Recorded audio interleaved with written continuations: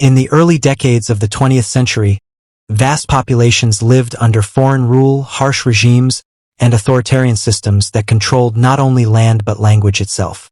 Ordinary people woke each day knowing that a careless word could mean imprisonment, disappearance, or death. Newspapers printed only what rulers approved, schools taught loyalty instead of truth, and public gatherings were carefully watched by informers hiding among neighbors. Farmers, teachers, poets, and workers learned to lower their voices in marketplaces and whisper inside their own homes. Children grew up sensing fear before understanding its cause, watching parents pause before answering simple questions.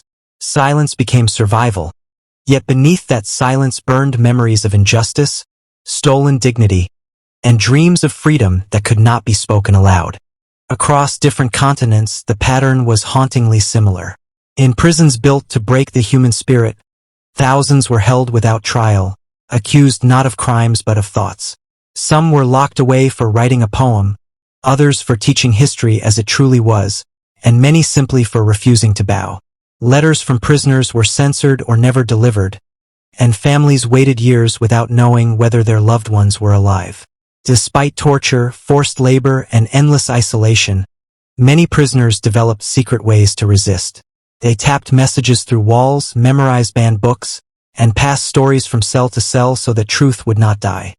Outside prison walls, women carried much of the unseen resistance.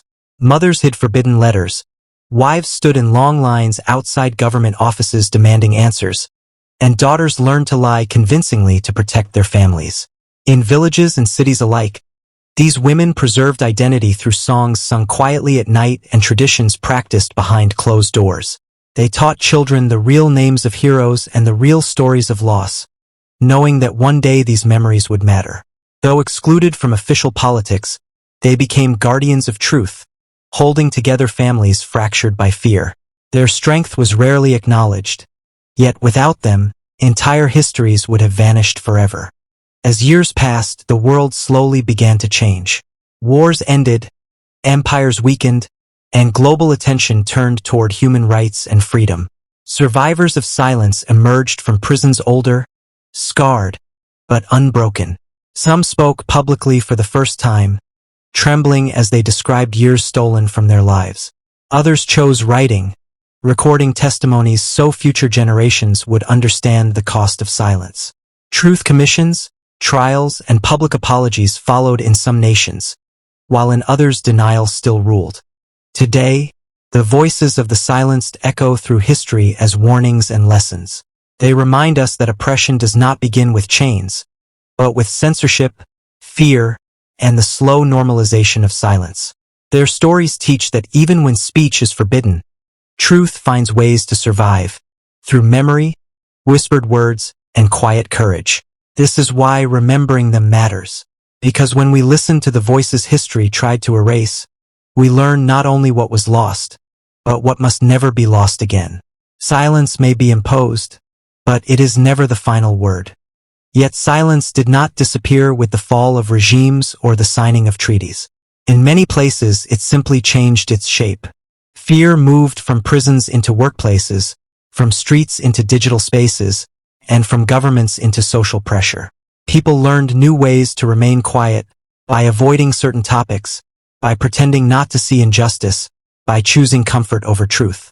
The voices of the silenced were no longer locked behind walls, but buried under noise, distraction, and denial.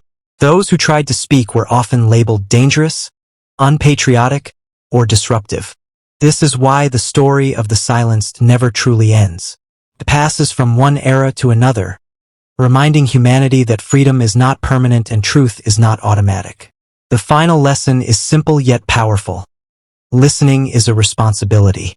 When societies choose to hear the voices once ignored, they protect themselves from repeating the same cruelty. When they refuse, silence becomes complicity. The voices of the silenced ask us not for sympathy, but for remembrance and vigilance.